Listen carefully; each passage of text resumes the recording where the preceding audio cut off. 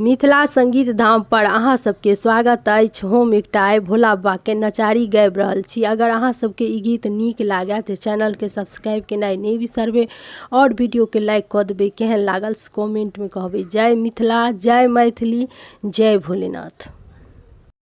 भय गेल भांगा का बेरा, उठू हे गौरा। भय गेल भांगा का बेरा, उठू हे गौरा। हमको ना उठबै ईश्वर महादेव, हमको ना उठबै ईश्वर महादेव। गणपति सुतल छाती कोरा, सुनू हे भोला।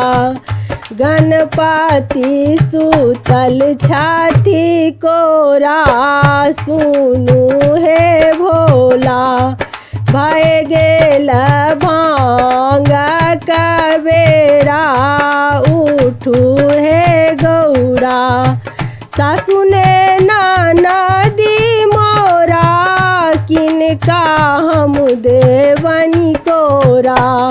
सासु ने नदी मोरा, किनका हम देवनी कोरा।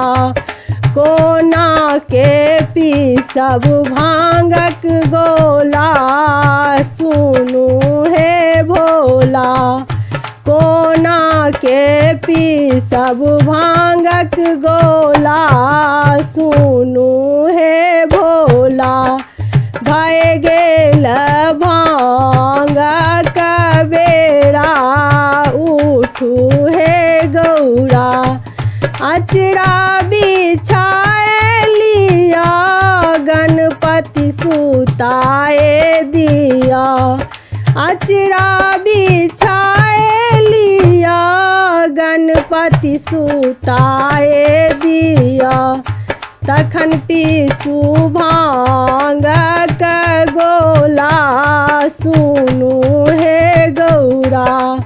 तखन पीसू भांग का गोला, सुनू हे गौरा।